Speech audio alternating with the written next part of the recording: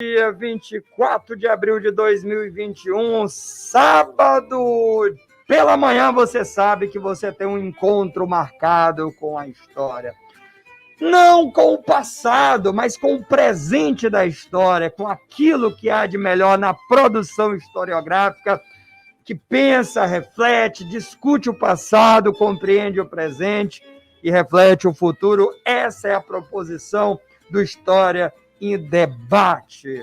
Beleza? Estamos no ar hoje com um convidado mais do que especial, o historiador Rodrigo Trespaty. Já ele me explica direitinho como é que é a pronúncia do nome dele. E aí nós vamos trazer um tema que todo mundo que gosta de história é apaixonado, que é a Segunda Guerra Mundial, né? Então é um tema que é assim, unanimidade, né? Top one, sem dúvida. E já a gente conversa com ele e ele vai contar um pouquinho sobre o livro dele, Os Personagens do Terceiro Reich, né?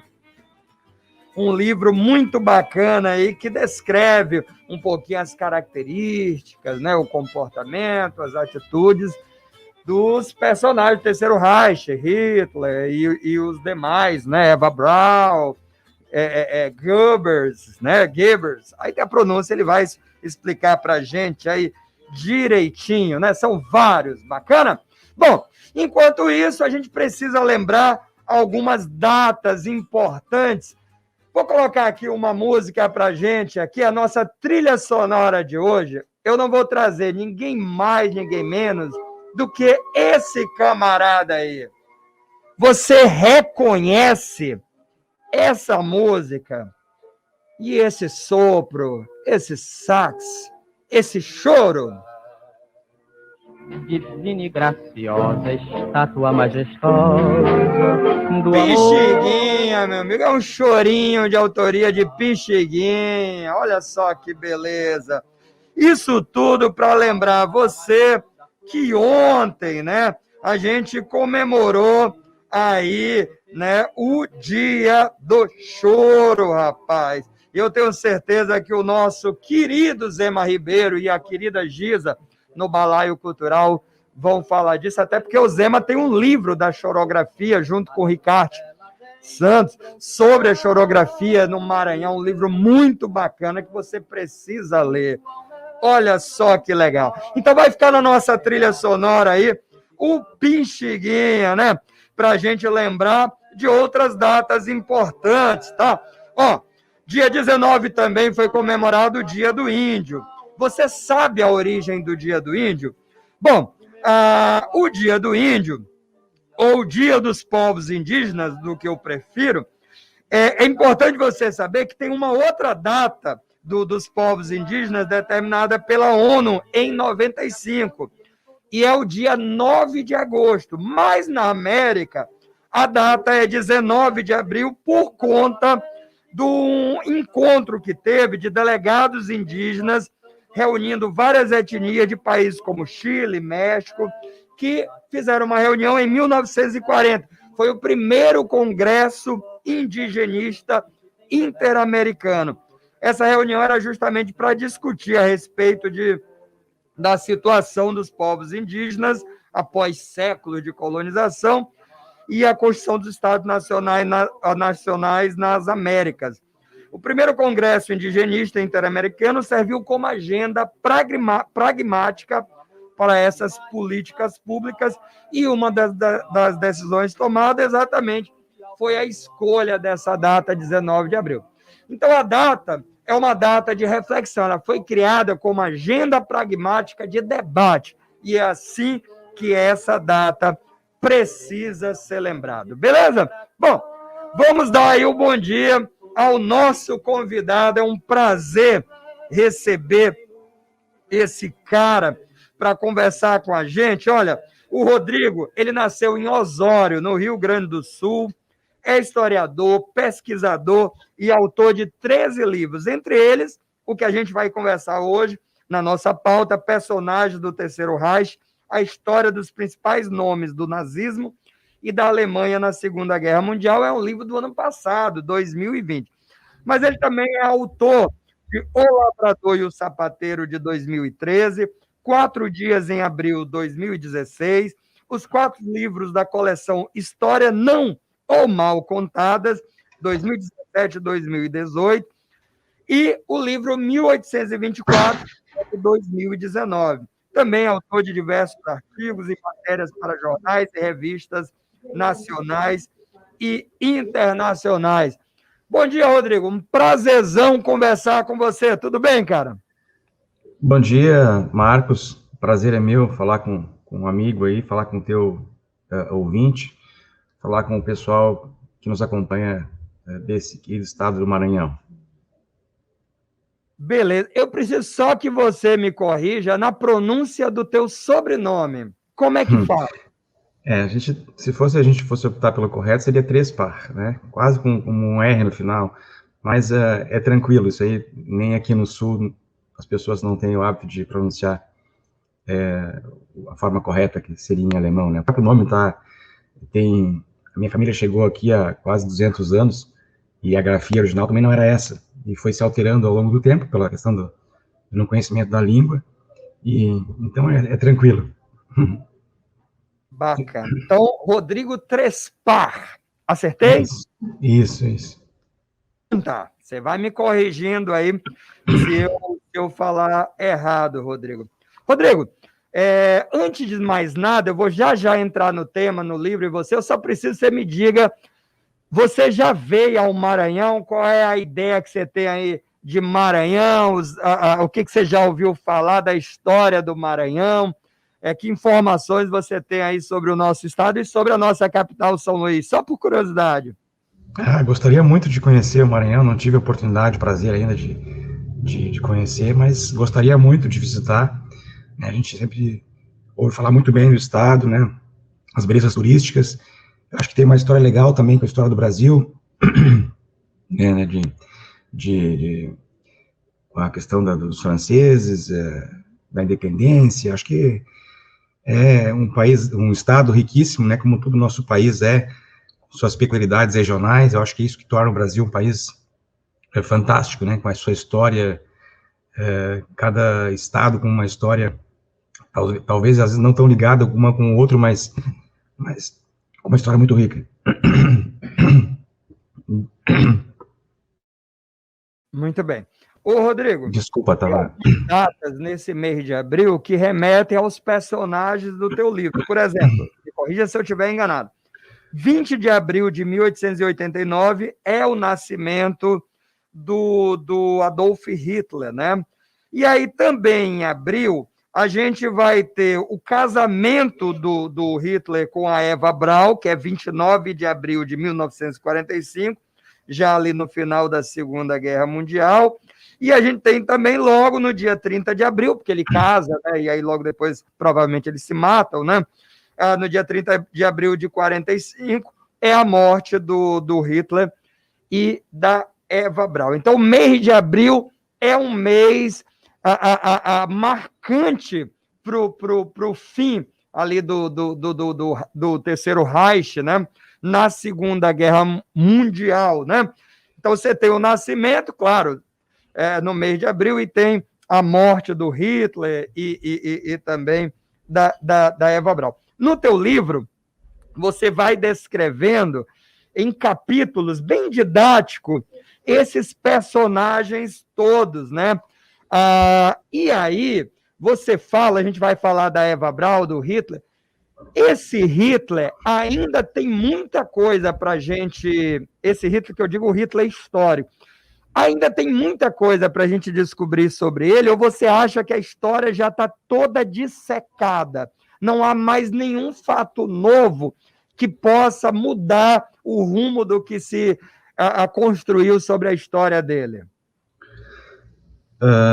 Ele é um personagem histórico, né, uma figura histórica marcante, né, isso e desde antes da morte dele, do suicídio dele e da Eva Braun, né, do final do Terceiro Reich, já havia pesquisas sobre a biografia dele, personalidade, enfim, para tentar entender o fenômeno que foi essa pessoa que liderou uma nação como a Alemanha, né, um país que na época havia dado o maior número de prêmios Nobel para o mundo, né, em várias áreas das ciências, e como se permitiu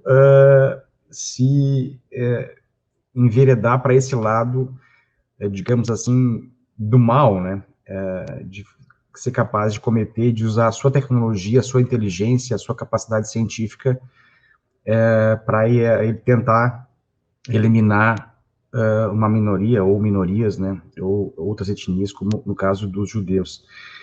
E o que eu acho, assim, sobre ele, o que hoje tem se discutido mais do que a parte política pós-33, né, quando ele assume se torna chanceler, e depois em 34 vai se tornar um ditador, né, o Führer da nação alemã, é o que acontece antes, né, porque muitas das coisas que aconteceram antes da tomada do poder foram destruídas por ele, né, a mando dele, para ocultar o seu passado, e também há muitas informações dele que vieram de seus inimigos políticos, né, então a história hoje tenta entender esses processos. Por exemplo, até recentemente surgiu agora na Áustria trabalho de um historiador que encontrou cartas trocadas entre o pai do Hitler e um amigo, e que dão pistas do ambiente familiar em que ele vivia, né?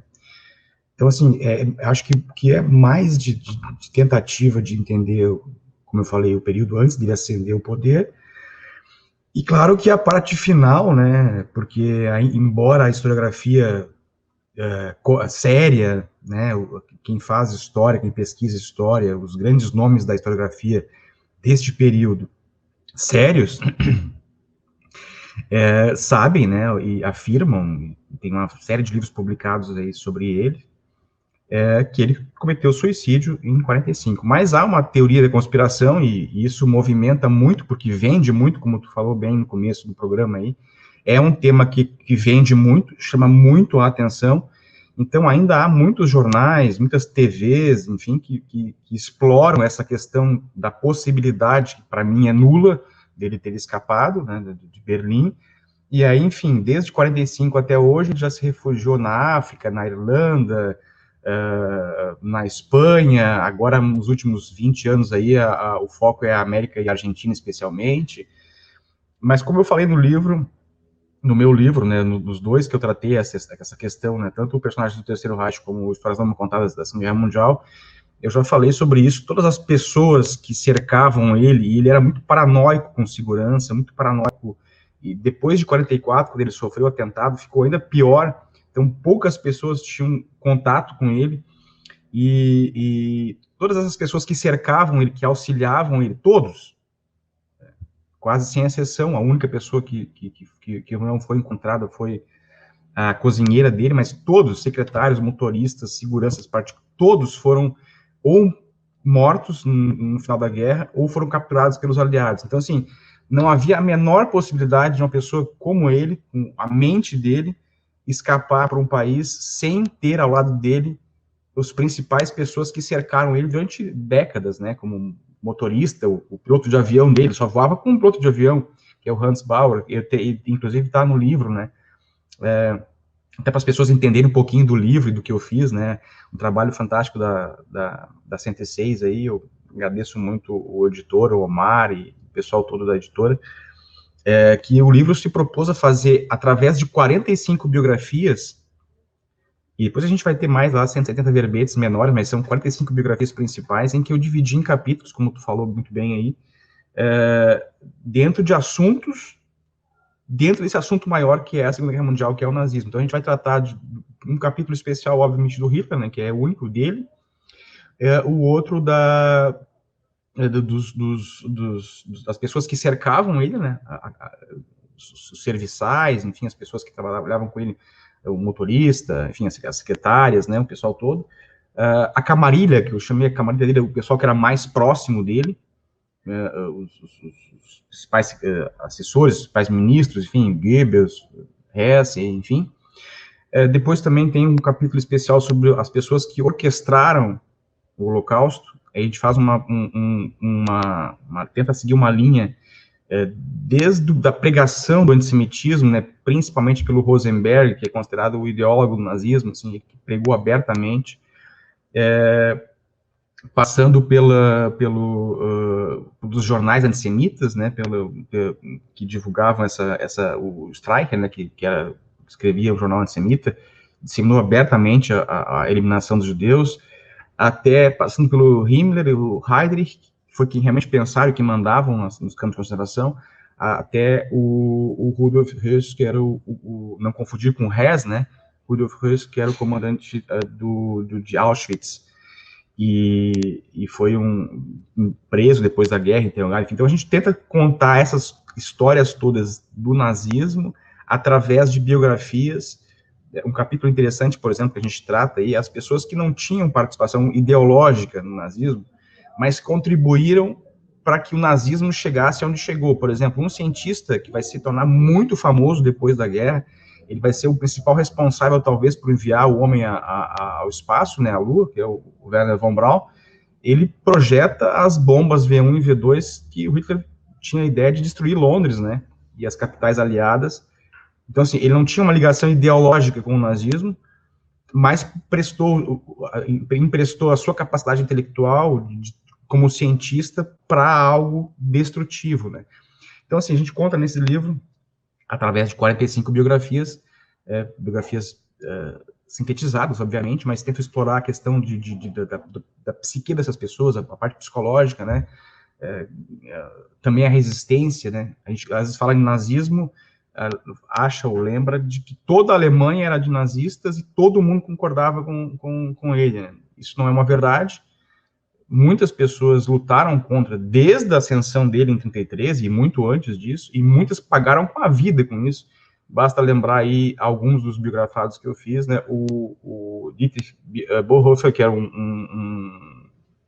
pastor, um teólogo protestante, luterano, o Hans e Sophia Scholl, né? Os irmãos Scholl, da Rosa Branca, que foram executados também, são estudantes. Então, assim, é uma série de questões que a gente trata no livro que eu acho que é importante para as pessoas terem conhecimento, além do nazismo em si, da guerra, conhecer as pessoas que fizeram essas questões.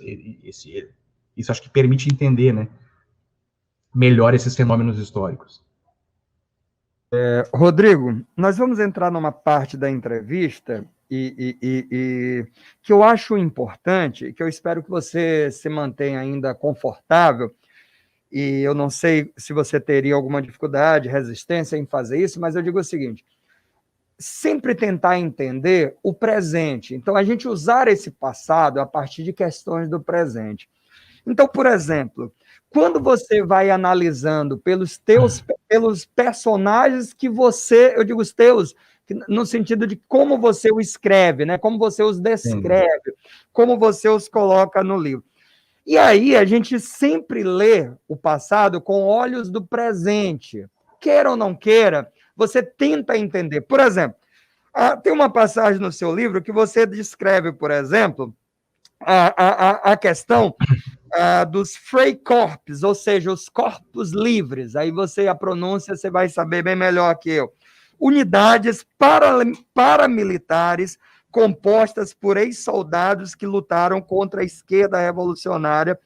Enfim, essa coisa de paramilitar, milícia, e, ao mesmo tempo, eu acho que a grande dificuldade é entender como as pessoas foram seduzidas, se deixaram seduzir, ou como as pessoas se identificaram com aquilo que estava acontecendo.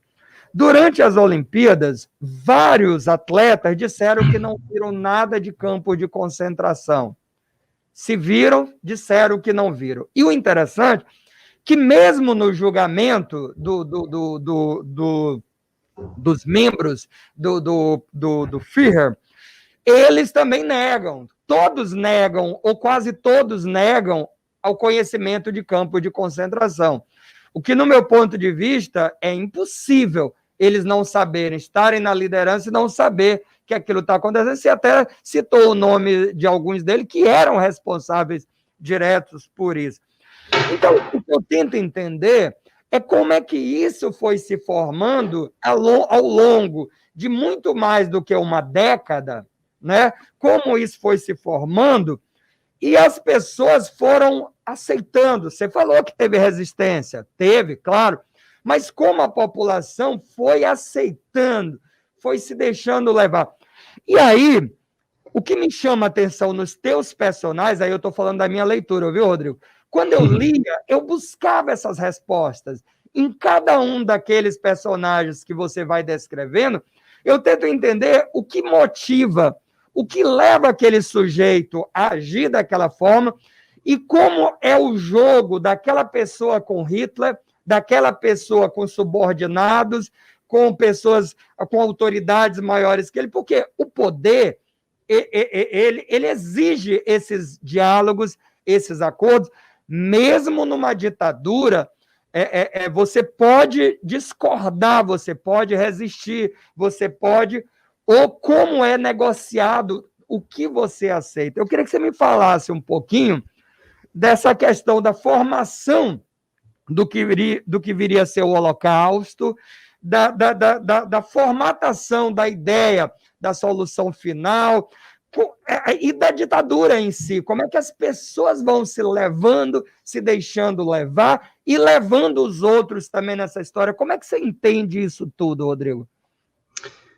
Uma ótima pergunta, uma ótima reflexão, Marcos. O que acontece? A Alemanha, ela era um país... Estou tentando contextualizar para que as pessoas entendam melhor, tá? Se eu tiver muito extenso, tu me avisa. A Alemanha era um país que ela tinha uma história de fragmentação política. Ela só é a Alemanha, como a gente conhece hoje, como um país soberano, uma nação com uma constituição, já no final do século XIX, em que ela se torna um império alemão, que é a unificação, é a reunião de vários estados de língua alemã, que têm em comum, basicamente, a língua alemã, mas que tinham histórias semi-independentes, digamos assim. Quando a Alemanha se envolve na Primeira Guerra Mundial e perde a Primeira Guerra Mundial, esse Estado, que não era historicamente unido, ele começa a querer se fragmentar. Tanto que a Baviera, onde que o Hitler vai se envolver, onde o nazismo vai surgir, né, ele tem uma história de independência política e ele vai tentar se separar desse Estado alemão. Então, há vários movimentos de instabilidade, porque a Alemanha tem, depois da Primeira Guerra Mundial, uma república nova, né, a República de Weimar, e a Alemanha não tem uma história de democracia. Ela é um país em que a monarquia, o império, os condes, os duques, sempre governaram a nação. Então, assim, a democracia na Alemanha, quando Hitler chega ao poder, quando ele começa a pregar o antissemitismo, a tomada do poder, o nacionalismo que ele queria, que a reunião de todos os povos de língua alemã da Europa, que era um sonho dos alemães já desde o século passado, anterior, né, a unificação de Áustria, de Alemanha, enfim, de países que tinham língua alemã. Quando o Hitler começa a falar isso, a democracia alemã, ela é muito frágil. Não há um exercício não tem instituições sólidas. E a Alemanha passa por uma grande crise, porque ela foi considerada, embora isso seja contestado, a única culpada da Primeira Guerra Mundial, e eu e vários outros historiadores discordamos disso, né? Foi uma série de eventos que catapultaram a Europa toda para uma guerra, não a Alemanha exclusivamente, mas ela foi considerada, depois do Tratado de Versalhes, a única culpada. Isso feriu o orgulho alemão e jogou o país numa catástrofe, num caos político e econômico, principalmente. A inflação atingiu índices assustadores. Era mais fácil para a população, por exemplo, no inverno, queimar o dinheiro do que comprar lenha. Então, assim, essa situação de caos, e os nazistas vêm com uma proposta que é combater o comunismo, combater o capitalismo, que também e apresentar uma nova forma de governo em que os alemães vão voltar a ser autossuficientes, poderosos. Então, assim, aparece um salvador que diz que tem um inimigo comum. Olha, o inimigo a ser batido são esses. Se nós destruirmos esses inimigos, nós vamos voltar a uma boa economia, a um país bom, enfim. E isso começa a ser pregado intensamente na imprensa, enfim, sempre lembrando, ainda como uma democracia que está se estruturando, que não sabe bem para onde vai, que tem estados dentro de um estado tentando se separar, como eu falei, o caso da Baviera, entre outros. E, assim, muito caos político, muitas, essas milícias, esses Freikorps, né, que tu fala aí, que tu fez referência, são membros do exército alemão, que foi destroçado depois da guerra, e que é uma coisa que a gente fala, tá? Quando a Alemanha perde a Primeira Guerra Mundial, muitas forças de outros países ocupam regiões da Alemanha, e havia uma preocupação muito grande da ocupação de poloneses e russos no lado oriental da Alemanha. Então, é principalmente nesse lado oriental que os alemães vão tentar combater, e aí o inimigo comum vai ser o comunismo, enfim, e de que esses poloneses e russos tomassem território alemão. Então, é uma instabilidade muito grande.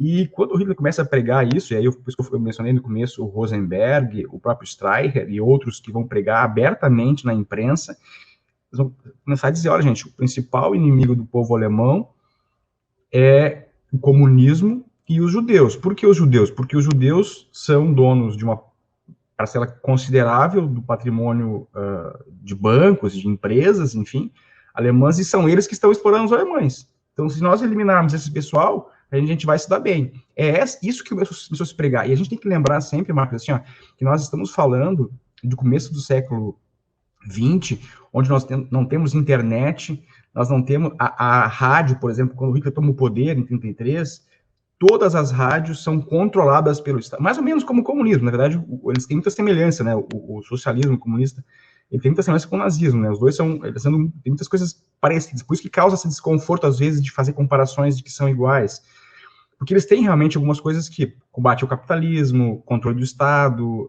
financiamento popular, no caso de várias bolsas que são criadas. Então, assim, aí o Hitler começa a controlar a imprensa, ou seja, se publica jornal que só fala bem do governo e aquilo que o partido quer. As rádios, a mesma coisa. Então, se começa a se criar na população a ideia de que isso não só é aceitável, como está certo. Se a gente eliminar essa população, e aí entra aquela questão que se discute até hoje, e aí a gente poderia ficar aqui 2 dias falando, é se as pessoas poderiam ou não se movimentar ou se organizar contra isso. E é claro que houve grupos, né, dentro do exército alemão, por exemplo, houve um grupo forte, que, afinal de contas, vai ser o grupo mais forte, que vai tentar derrubar ele em 44, quando a guerra está perdida já. Mas esse grupo tenta derrubada do Hitler já quando ele assumiu o poder. O próprio esse pastor, o Bonhoeffer, que eu falei aí, ele tem ligações com a inteligência alemã, e ele propõe aos aliados, antes da guerra começar, olha, gente, a gente precisa derrubar esse cara. Só que os aliados nunca deram bola, entendeu? Parecia que isso não ia chegar onde chegou. Quando tu falou da Olimpíada de 36 ali, de fato, não havia campos de concentração nessa época, como virá depois. Os campos de concentração não eram tão incomuns assim, na verdade eram campos de prisioneiros. Ele se prendia principalmente os comunistas no primeiro estágio, né? Que eram os inimigos do Estado. E aí depois começou, claro, a questão sistemática do antissemitismo, começou a se prender, mas aí vai criar depois, de 41 em diante, quando a Alemanha invade a Polônia e outros países, a União Soviética também, a partir de 41 em diante, então vai começar uma sistematização de campos de extermínio. Não vão mais só prender pessoas e obrigar que elas trabalhem para as empresas alemãs. Várias empresas alemãs, Krupp, IBM, enfim, várias tinham trabalho escravo nesses campos prisioneiros. E a partir de 41, então, infelizmente, para a história da humanidade, né, vão se criar campos de extermínio que vão ser responsáveis por eliminar essa população judaica, e não só os judeus, né, mas principalmente os judeus, mas a gente vai envolver aí inimigos do Estado alemão, aí entre comunistas ou outros políticos, minorias como os ciganos, os homossexuais, enfim, uma série de pessoas que o nazismo considerava inimigos do Estado alemão, inimigos do povo alemão, no caso de que se acreditava que os alemães eram superiores, uma raça superior e deveria ter escravizados, né? Então, assim, essa, não sei se me fiz entender, Marcos, dessa linha ela é traçada ao longo, como tu bem falou, há mais de uma década. Né? São anos antes da tomada do poder, e depois de 33 em diante, são 6, 7 anos até a Segunda Guerra Mundial, e quase 10 anos até a criação dos campos de extermínio. Então, assim, é uma propaganda maciça, controlada pelo Estado, que tem controle absoluto sobre tudo, inclusive os alemães, o Goebbels, que é o ministro da propaganda, o cinema alemão era controlado por ele. Então, tudo que saía no cinema era criado pelo Estado. Os rádios, as pessoas compravam rádios com limitação de sintonia, de ondas curtas. As pessoas só podiam ouvir rádios alemãs. Não conseguia ouvir rádio fora da Alemanha. Então, assim, tudo que isso... Numa época em que não havia internet, o telefone era restrito para pessoas de posses ou do Estado. Então, assim, faz com que a população passe Imagina, jovens, quando a Segunda Guerra Mundial começa, tem jovens de 10, 15 anos, 18 anos, que passaram a vida inteira ouvindo que os alemães eram superiores, que os judeus deveriam ser eliminados, que os comunistas deveriam ser mortos, a União Soviética deveria ser eliminada. Então, assim, não havia um outro caminho para essas pessoas, a não ser acreditar naquilo que estavam pregando para elas. E, infelizmente, as pessoas que tentaram fazer com que ele fosse derrubado, né, tanto atentados, ele sofreu vários atentados ao longo da vida, e milagrosamente, infelizmente, ele escapou ileso de todas elas, né, eles. E as pessoas que tentaram pregar contra, elas eram mortas, né, eliminadas. E aí são vários os políticos que tentaram fazer alguma coisa, alguma conspiração. Eu também faço uma culpa, às vezes os aliados, a gente se fala muito dos aliados, né, eu também faço uma culpa dos aliados, porque os países que sabiam que estava ocorrendo na Alemanha, porque no começo a imprensa internacional estava presente, então sabia que havia risco, né? Havia uma imigração muito grande de judeus que tinham posses, que viram que a coisa ia ficar ruim, né?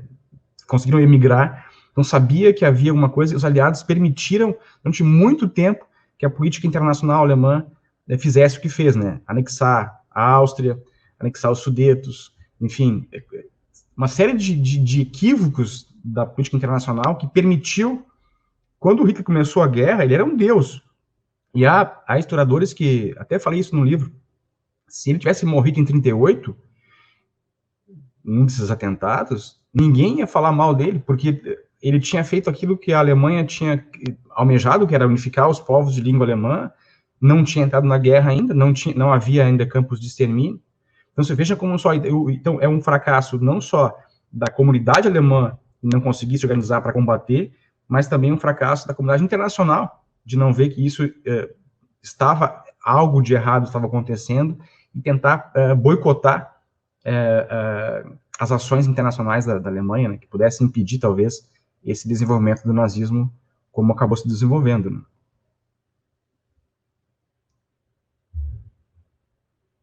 Você faz uma fala que é o seguinte: o líder nazista possuía o que o sociólogo Max Weber conceituara apenas alguns anos antes como autoridade ou dominação carismática, além de uma mente afiada e de uma memória formidável. Hitler tinha compreensão rápida, astúcia e uma habilidade de manipulação incomum, o que lhe permitia controlar tanto o seu séquito quanto as massas. O que eu acho interessante, no teu livro em especial, embora eu seja historiador, tem uma coisa, cada leitura, ela desperta olhares diferentes. A leitura do teu livro me deu informação seguinte: muita gente do tal do séquito do Hitler tinha formação. Era gente relativamente letrado, ricos, né, viajados. Relativamente não. Ao mesmo tempo, por exemplo, é um cara que sobe, que cresce e consegue manipular do mais pobre ao mais rico e poderoso. Eu queria que você falasse exatamente desse carisma que você usa o Max Weber e desse poder de manipulação.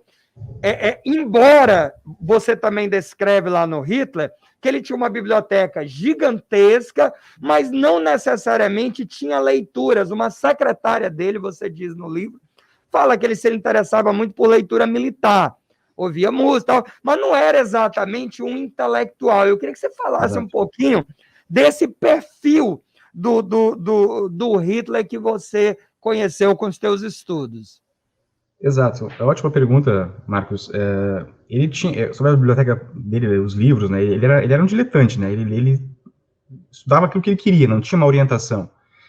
Isso pode ser bom em alguns casos, mas pode ser danoso em outros, né? E no caso dele, ele não tinha uma construção de conhecimento sólida. Era muito limitado. E no caso da dominação carismática, isso a gente vai ver todos os relatos das secretárias dele, do próprio povo alemão, que ele tinha uma dominação. Hoje parece, se a gente for olhar um vídeo dele falando no discurso, ele parece um cara meio maluco, enfim, agita os braços, tem um bigode estranho. Só que o bigode, por exemplo, era comum na época. Não era só ele que usava esse bigode. Entendeu? Então, assim, e a maneira de falar dele também era uma maneira da época, em que as expressões corporais valiam muito, porque não havia televisão. Era tudo feito em comícios, então precisava ter uma agitação. E ele tinha uma habilidade em comum para isso. E isso, quem reconheceu, quem falou, se falava muito, ele tinha os olhos azuis, a dominação, desse impacto que ele tinha. E eu acho que o que fez com que ele tivesse ainda mais dominação é que a situação delicada do povo. Ele surge como um messias. Olha, ele fala aquilo que as pessoas querem ouvir, ou estão precisando ouvir. E de uma maneira que insistentemente, ele fala, olha, eu sei qual é o problema. E a Alemanha tenta várias vezes, né, fazer, porque era uma república parlamentar, eliminar eles não deixar eles chegarem ao poder, mas essa facilidade que ele tinha de se movimentar na Alemanha, de encontrar, quando tu falou da formação do séquito dele ali, é incrível porque o pessoal do campo de concentração, a SS, por exemplo, os principais mentores da SS, eles eram doutores em História e Filosofia, a maioria deles, o alto escalão. O Goebbels, que é o chefe de propaganda, era doutor em Filosofia, antes do nazismo chegar ao poder. Então, assim, não eram pessoas que teoricamente tinham, como ele, que ele não tinha formação nenhuma, e ele tinha o poder de dominar mesmo. As reuniões que ele fazia no Berghof, na casa dele nos Alpes, que também era para poucos, esses poucos também envolvia pessoas influentes, a dominação era incrível, tanto que muitas mulheres viúvas, pessoas ricas, tinham admiração por ele e pelo partido, quando deixavam heranças e faziam somas gigantescas de dinheiro para o partido, que, aliás, é o que acabou financiando também o nazismo. Eu cito num livro o caso do Fritz Thyssen, que é um industrial alemão riquíssimo, nessa mesma ideia de que a Alemanha está passando por um trabalho, enfim, que quer combater o comunismo, que acha que o nacionalismo vai dar à Alemanha uma solução, passa a financiar ele. Tal é o domínio que ele exercia sobre ele. Os relatos das reuniões no Berghof pelas secretárias que eram monólogos intermináveis, só ele falava, ninguém ousava dizer um ai. Então, assim, era uma dominação completa, e até hoje desperta interesse, né? Por isso que eu disse de entender, acho que entender mais do que o processo histórico, o final, é também entender o começo dele, né? A capacidade que ele tinha de se mover entre classes. Quando ele começou, ele era cabo, né? Quando a Primeira Guerra Mundial termina, ele é um cabo, um artista fracassado, que não consegue vender suas pinturas, não consegue entrar na Escola de Belas Artes em Viena, e começa a perambular no meio da população, tem uma circulação interessante nessa população, começa a encontrar pessoas, porque, por exemplo, como tu lembrou bem também, o Goering, que era o marechal da aeronáutica, e o Hess, o assessor dele, o braço direito dele, eram pessoas que vinham da alta sociedade, tinham boa formação, tinham pessoas com posses, não eram pessoas alienadas, e ainda assim ele tinha dominação sobre essas pessoas. Então, isso é o mais interessante, e aí faz com que a gente pense, né, se ele conseguiu dominar e conseguiu levar com que pessoas com formação superior o apoiassem, infelizmente conseguiu convencer uma boa parte, ou uma parte talvez com mais poder dentro da Alemanha, que acabou levando isso ao que nós conhecemos hoje como Holocausto, como Segunda Guerra Mundial, que é uma catástrofe sem precedentes na história humana. coisa também que é muito curiosa, Rodrigo, no livro, que eu acho que pouca gente conhece, eu queria que você falasse mais um pouquinho, da questão do o Hitler amou alguém nesse mundo, porque você o descreve como, você não, as pessoas que viveram com ele, né, do qual você fala no livro, descrevem ele de formas como excêntrico, né, um cara isolado, de poucos amigos, desde a época de colégio, um cara fechado. Ele amou alguém na vida? Você fala da Gelle, né? E aí é sempre curioso. Esses caras, eu acho sempre curioso, sempre que você vai ler a história do cara que se diz muito cristão, muito religioso, muito correto, aí ele amou uma garota muito mais nova, tem sempre o contraditório. A impressão que dá é que eles estão sempre reprimindo algo neles, né? E o Hitler, pelo que eu li lá, ele amou essa sobrinha muito mais nova e tentou a todo custo, né, ter a relação com eles, ela, mas assim, tentando dominar uma mulher que tinha um espírito livre, pelo menos é isso que me dá impressão na leitura. É curioso isso, né, essas contradições. Eu queria que você falasse um pouquinho sobre isso. Ele teve alguns relacionamentos, mas a Gelle Halbo, que era uma meia sobrinha dele, foi talvez o grande amor da vida dele. E essa vontade de dominar que ele tinha as pessoas em todos os aspectos, fez, provavelmente, né, porque também não ficou claro, isso nunca ficou muito claro, mas ela é encontrada morta no apartamento dele, se acredita que ela tenha cometido suicídio, porque ele prendia ela, não deixava ela fazer nada, ela tinha, como tu disse, era uma moça nova, tinha um espírito livre, enfim, começou a ter, era bonita, para a época, começou a ter encontros com outras pessoas, inclusive com o motorista do Hitler, que era um dos amantes dela, e para o Hitler isso foi, esse sufoco que ele fazia com ela, ele tinha a ideia de que ele não podia, isso acontece também com a Eva Braun, né, ele controla as mulheres porque ele não se faz aparecer nunca como casado, porque, e isso acontecia muito, tá? Eu já tinha falado isso antes, mas eu volto a repetir. Ele tinha uma fascinação, as pessoas tinham uma fascinação por ele, e ele criou uma imagem em que ele dizia que eu sou casado com a Alemanha, então as mulheres, eu preciso ter que as mulheres tenham paixão por mim, e se eu casar ou aparecer com mulheres, isso vai cair. Então ele mantinha essas mulheres presas, digamos assim, fechadas em casa. A Gelle acabou se matando, a Eva Braun vai ficar mais tempo com ele, porque ela aceitava esse tipo de relacionamento, né, em que poucas pessoas na Alemanha conheciam a Eva Braun, e ela só foi ser conhecida depois da guerra, né, porque ela não aparecia com ele em público. Em público, ele andava muito, parecia muito com a esposa do Goebbels, que era uma nazista ferrenha, né, e a Magda Goebbels. Ele vai acabar se matando junto com o esposo e com os 5 filhos no bunker junto com o Hitler. Mas ele não aparece com mulheres, porque ele dizia que essa questão de dominação precisava aparecer para as mulheres da Alemanha como alguém casto, puro. Ele construiu uma imagem para ele.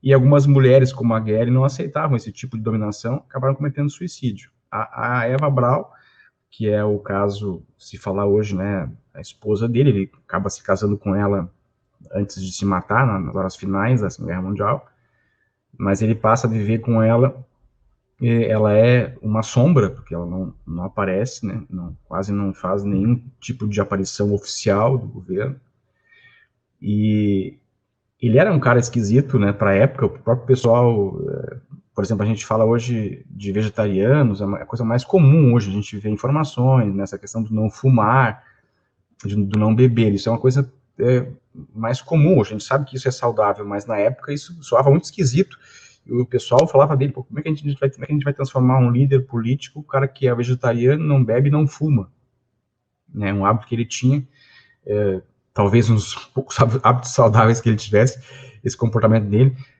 mas soava estranho para as pessoas, né? Ele tinha o péssimo hábito de ao comer, né, ou ao jantar, ou almoçar com as pessoas no seu ciclo, dar detalhes de como acontecia a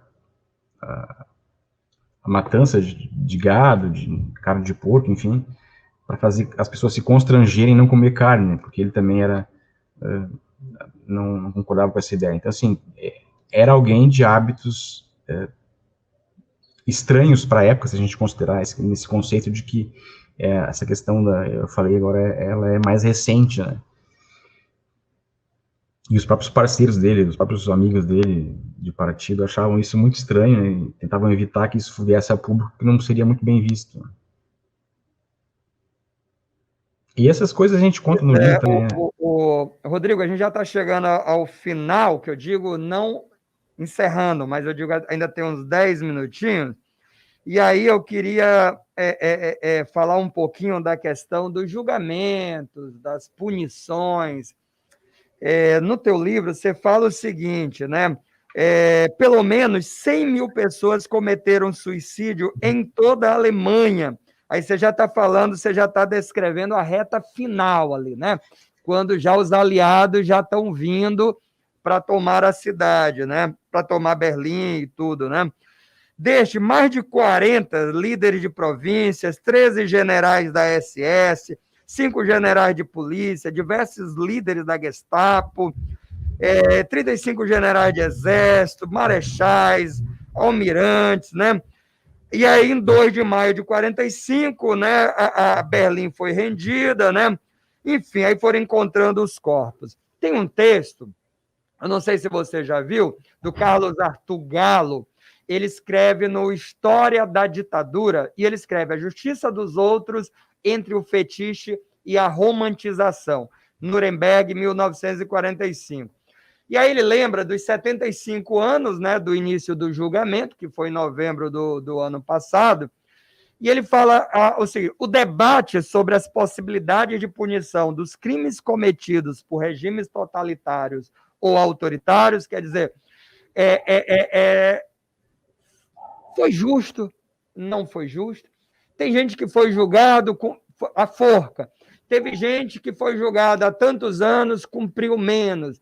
Teve filhos desses personagens que herdaram fábricas, se tornaram bem-sucedidos. Inclusive, alguns continuaram, né, ainda viúvas, filhos, velando a memória dessas pessoas pública. Claro que o pai é sempre o pai, mas eu digo assim, publicamente, a ideia do nazismo, inclusive o neonazismo, algumas pessoas dessas ainda bancaram, apoiaram e tudo. Que análise você faz do julgamento desses personagens do Terceiro Reich?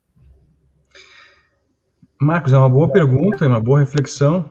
Mesmo na época, porque nunca havia na história humana, quando havia guerras, quando um país vencia o outro, havia um acordo de derrota, pagamento de indenizações, enfim, como aconteceu na Primeira Guerra Mundial, mas nunca havia acontecido de o vencedor julgar líderes dos países vencidos.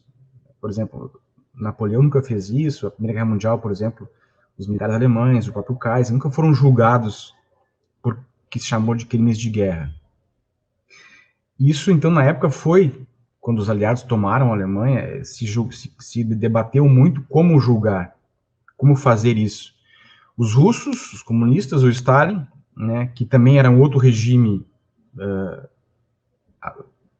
horrível, também uma ditadura, nos mesmos moldes de eliminação de pessoas que o nazismo, ele queria que os nazistas fossem todos executados, sumariamente. Os aliados ocidentais tinham uma ideia de que eles precisavam ser julgados para mostrar para o mundo e para servir de exemplo. Olha, isso aqui é errado. E a gente precisa, essas pessoas que fizeram isso, e as pessoas que vão fazer isso no futuro, precisam ser punidas por isso. Se cria o direito internacional. Então, os principais líderes foram julgados,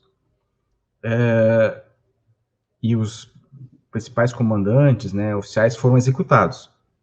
Mas como tu falou, muita gente, por exemplo, os industriais, muita gente que usou do trabalho escravo, foi absolvido. E o que é pior, uma boa parte da economia alemã, que era um país altamente industrializado, tecnologia de ponta, foi dividido. Os russos levaram boa parte da tecnologia para Moscou, e os aliados levaram para Inglaterra e para os Estados Unidos. Boa parte dos cientistas americanos pós-guerra, que vão criar a NASA, que vão possibilitar que o homem vá fazer a corrida para a Lua, são cientistas alemães, quase todos eles. Tanto que o Wernher von Braun é o mais conhecido, mas há centenas que foram levadas para os Estados Unidos, para aproveitar a tecnologia de guerra que os alemães tinham criado. Então, assim, isso é uma coisa sempre muito complexa, como julgar isso aí. A ideia acho que é interessante, julgar e punir criminosos de guerra. Só que criminosos de guerra numa guerra há dos dois lados. E aí, até hoje, isso gera debate, porque muitas coisas foram feitas também na ocupação, principalmente os russos, né? Eles fizeram barbaridades no território ocupado, não só na Alemanha, né, no leste europeu, enfim. E isso só foi descoberto quando a União Soviética caiu, na década de 90. Então, assim, é uma situação delicada de julgamento. A ideia era interessante, né? É interessante de punir, só que o número de pessoas envolvidas era tão grande que eles iriam, se fossem condenar à morte, eles iriam ter que condenar à morte toda a população. Que dificilmente alguém, mesmo em contrário, vou citar aqui um exemplo de pessoas que salvaram os judeus, por exemplo, da concentração. O Schindler, por exemplo, ele estava envolvido na máquina do poder. Então, óbvio que ele salvou os judeus no final da guerra, mas ele também teve participação no começo. Então, assim, como separar essas coisas e como punir todo mundo? Como deixar? Então, os aliados resolveram em deixar punir aqueles que eram os mais poderosos, que eram os responsáveis primeiros, digamos assim, pelas atrocidades, e a partir de um tempo depois, vamos esquecer e recomeçar de novo, porque também havia uma questão geopolítica, no caso da Alemanha, por exemplo, ela foi partida em duas, havia uma preocupação aliada de que os russos os comunistas, no caso, não avançassem Europa Ocidental adentro. O mesmo ocorre no Japão, por exemplo, havia uma preocupação de que o Japão não fosse punido. O imperador japonês nunca foi julgado pelos crimes de guerra, nem os principais generais, alguns, mas não todos, nunca foi condenado por isso, porque os americanos precisavam do Japão como contraponto à China comunista. Então, assim, envolve uma série de fatores, não só de direito internacional, mas também de política, de geopolítica, de interesses políticos. Eu sempre falo assim, a acusação, por exemplo, mais comum, embora ela seja parcialmente verdadeira, que se prega a questão do nazismo, era o imperialismo, né? Que queria conquistar todo mundo. Mas os aliados já tinham, por exemplo, a França era dona de toda a África. A primeira coisa que a França é libertada das tropas nazistas é bombardear a Argélia, que é uma colônia. Então, assim, a própria noção de liberdade e de imperialismo depende muito do contexto de quem está falando.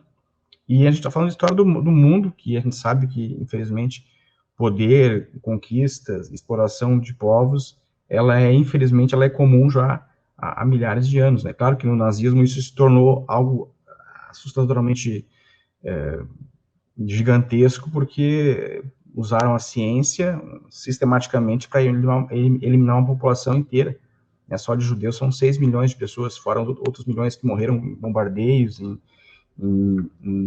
invasões de países. Eu fico pensando assim, a gente tem filhos, esposa, no que traz uma guerra, né, no que foi feito no século XX, né, de estupros, de mortes, de catástrofes, que a gente precisa entender um pouquinho mais por que ocorreram esses eventos e trabalhar para que a gente evite qualquer coisa que chegue perto disso.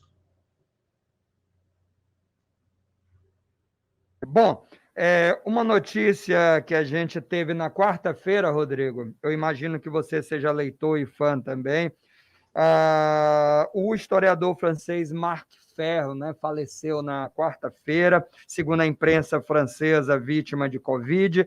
Ele tinha 96 anos, vivia na França, e foi um especialista no século XX, estudou assuntos relacionados à Primeira Guerra, Revolução Russa, história da França, sim, e processo de descolonização. Foi um dos pioneiros no uso da imagem, particularmente os filmes, como fonte histórica, né? Um dos seus mais importantes trabalhos na área foi publicado no Brasil em 77, Cinema e História, né? Em 96 ele visitou o Brasil, ele esteve em Salvador para participar do Simpósio Internacional A Guerra de Espanha e a Relação Cinema-História, organizada pela Oficina Cinema e História da Universidade Federal da Bahia. A gente não podia deixar de fazer aqui, dar essa nota e fazer essa homenagem. Rodrigo, ontem foi dia do livro, então a gente dá a dica para os nossos ouvintes, né, de ler. Né? Tem a versão digital, eu olhei lá na Amazon, e tem a versão impressa, para quem gosta do cheirinho de papel, do livro Personagens do Terceiro Reich. Fácil achar. Eu olhei aqui na Livraria Leitura, não estou fazendo propaganda, mas é porque aqui não são muitas as livrarias, infelizmente, mas na Leitura, que tem nos principais shoppings aqui da cidade, está aí o livro, ó. Está aí, Personagens do Terceiro Reich. Esse é o livro, ó. Vale a pena você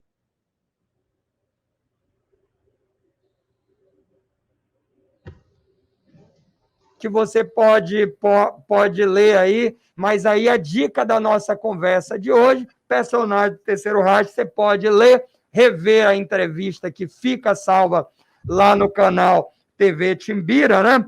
E aí poder conversar um pouquinho mais sobre esse tema que é de interesse popular. A gente vai ficando por aqui, agradecendo aí todo mundo e ao Rodrigo, pedindo aí as considerações final dele, e só lembrando que ontem também se comemorou os 79 anos da morte de Olga Benário, que tem a ver com Getúlio e com o nazismo. Ela foi entregue para os nazistas e acabou morrendo na Câmara de Gás. A história do Dia do Livro está ligado a nascimento e morte do William Shakespeare e também do grande cara, né, que é o Miguel de Cervantes. Sim, também. Então, tudo a ver com essa paixão aí pelos livros, então datas importantes. E dia 30, a gente tem o Dia do Jazz. E eu vou deixar de fundo aqui, pedindo as considerações finais do Rodrigo, se ele me permite, deixar aqui o Miles Davis de fundo para as considerações finais aí do Rodrigo Trespache. Beleza, então? Então vamos lá. Rodrigo, brigadão pela sua participação, as suas considerações finais aí, por favor. Marcos, foi um prazer falar com você, com os seus ouvintes aí, muito bom, acho que é isso aí, acho que a gente tem que ter mais canais assim que nem o teu, né, com a Rádio Timbira, que oportuniza esse debate de história. Conhecimento da história é importantíssimo, né? Faça um apelo aí aos ouvintes, né? Deixa um tempinho, reserve um tempinho do seu dia aí para uma leitura, história do Brasil, para a gente entender através do passado, entender e compreender as coisas do futuro e talvez construir, né, um país e um futuro melhor.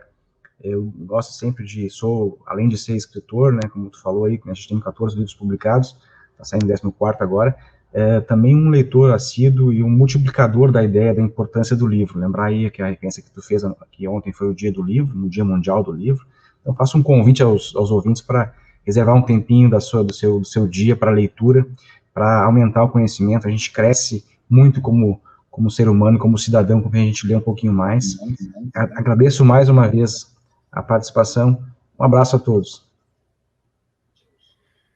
Beleza, é isso. Vamos ficando por aqui, agradecendo aí a sua audiência, agradecendo aí a participação do Rodrigo. Muito obrigado, viu, Rodrigo, pela sua participação, pela sua presença. Volte aqui, tem outros livros, outros papos para a gente conversar. Foi um prazer enorme. E sábado que vem, a gente está de volta trazendo um tema muito legal, que é uma conversa com o historiador do Instituto Vital Brasil, Marcelo Moreira, já confirmado no dia 1º de maio. Beleza? Tudo a ver com vacinação, tudo a ver com esse momento que a gente está vivendo. Então, Marcelo Moreira, confirmado, historiador do Instituto Vital Brasil, no próximo sábado, às 10 horas, nosso próximo encontro. Valeu, Barreto, nosso operador de áudio, valeu você que participou, que ouviu. Lembrando que essa entrevista na íntegra, ela fica salva lá no canal TV Timbira, você pode assistir e ouvir a hora que você quiser. Beleza? Valeu, hein? Excelente final de semana, a gente se vê próximo sábado, a partir das 10 horas, um pouquinho de Miles Davis, dia 30, Dia do Jazz. Forte abraço, tchau, tchau.